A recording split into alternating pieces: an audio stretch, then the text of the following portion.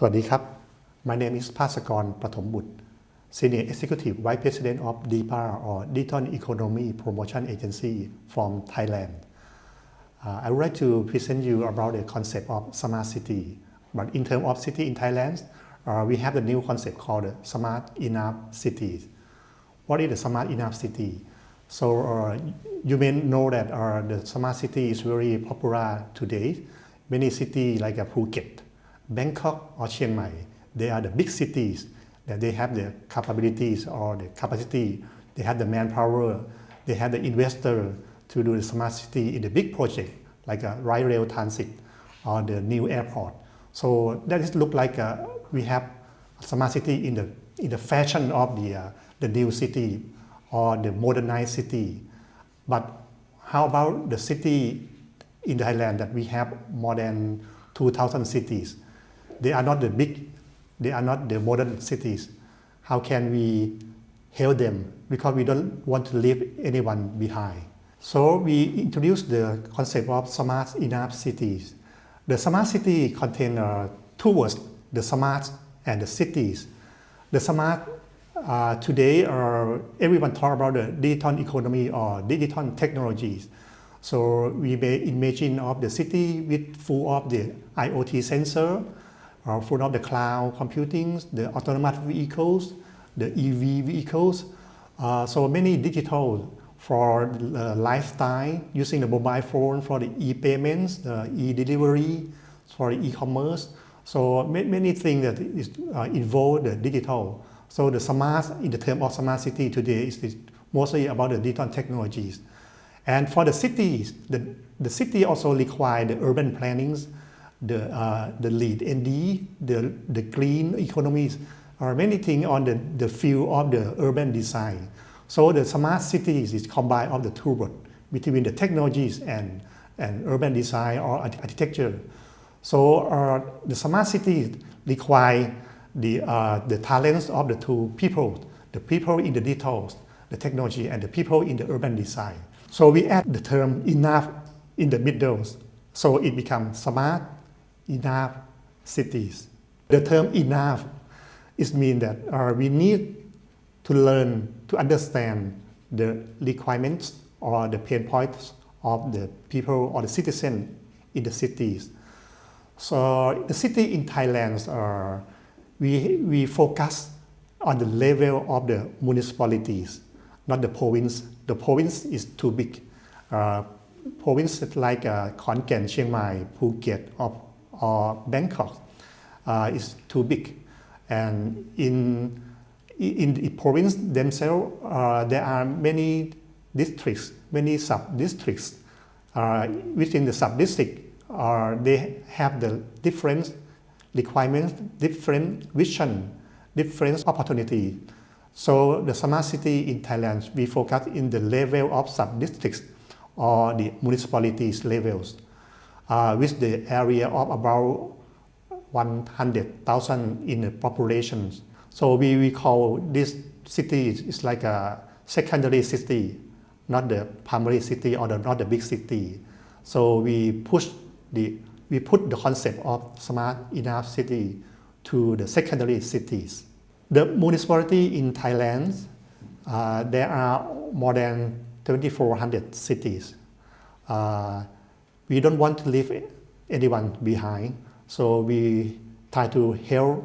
We have to support this secondary city to become the smart enough cities. So what is the concept of the smart enough cities?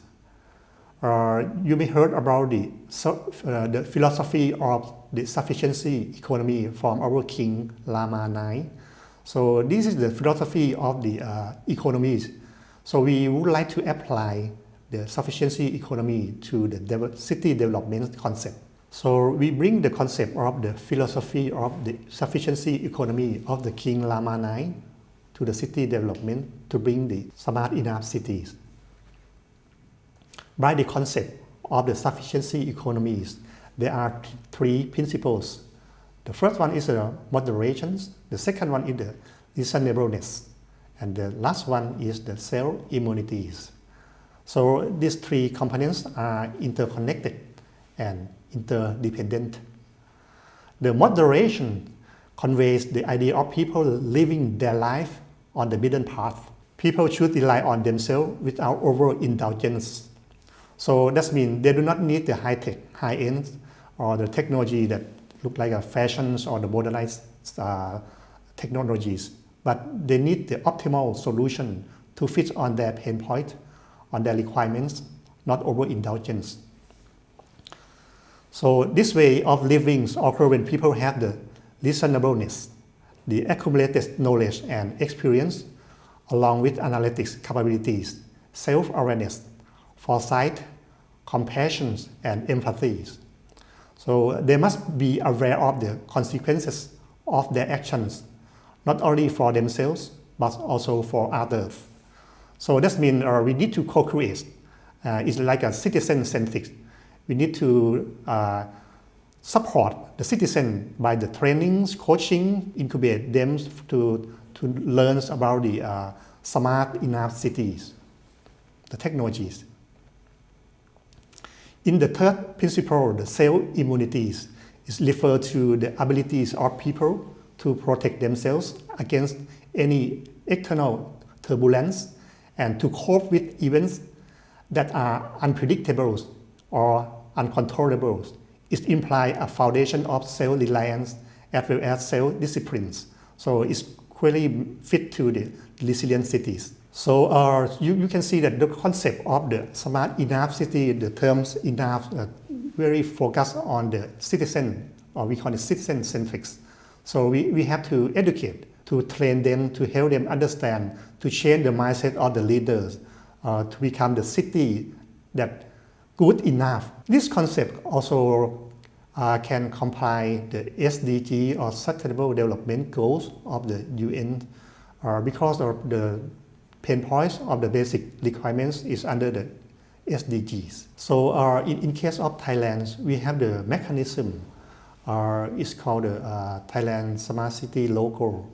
So any city in Thailand, if they want to apply to become the smart enough city, they can submit the proposal to the government, and then we will evaluate the proposals.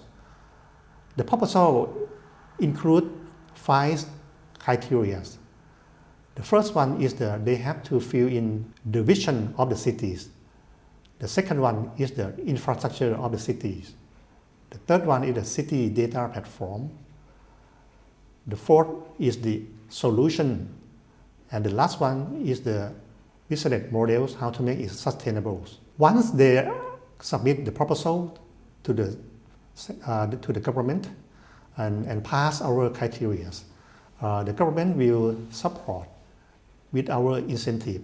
For example, the funding, the regulatory sandbox that we can allow them to trial or test on some specific requirement like a 5G or autonomous vehicles that we can allow the city to do the testings. The tax exemption from the Board of Investment, so the private sector could invest or involve in the city solution providing to the cities and they get the tax incentive. And today there are more than 40 cities that have already applied to our program, and we do have the trainings, the online course, and we do the event for matching between the city and the solution providers, mostly from the local private sectors. Since one of the requirements in the city data platform, we want to drive the city with the data. The data should be open data. The startup companies or the SME, they can utilize this kind of data for their solution or their application, so it will be easier for them to start the business with the cities.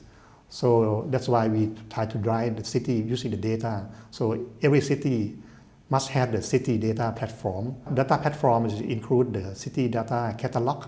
So it's like a yellow pages that tell you about the location of the city, how to get that data in the list of the catalog.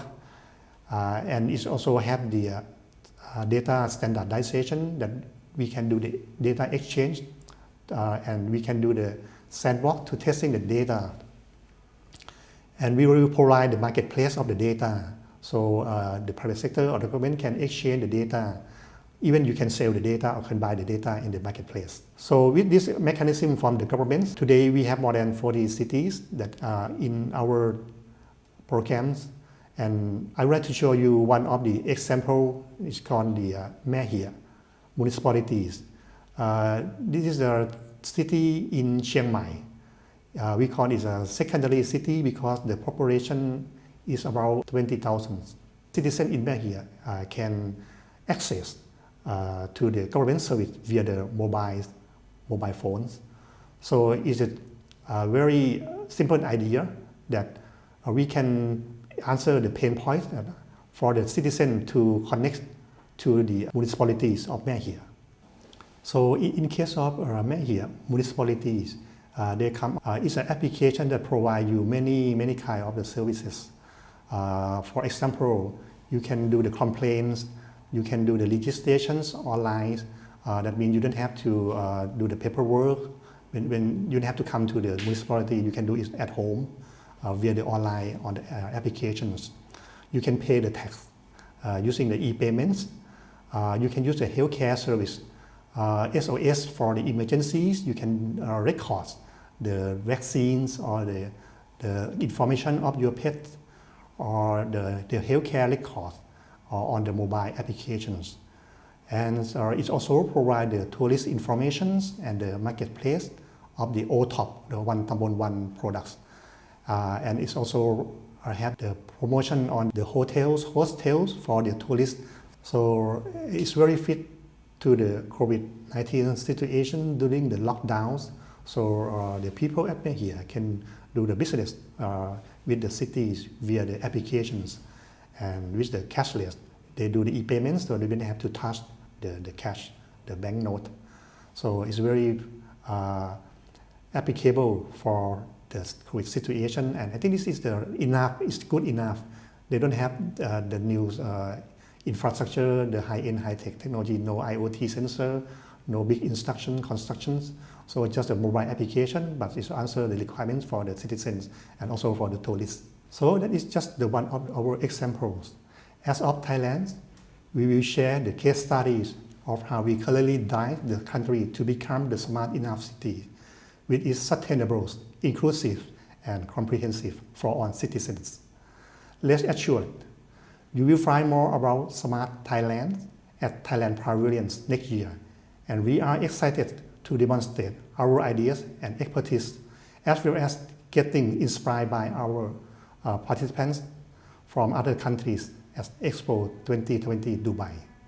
สวัสดีครับ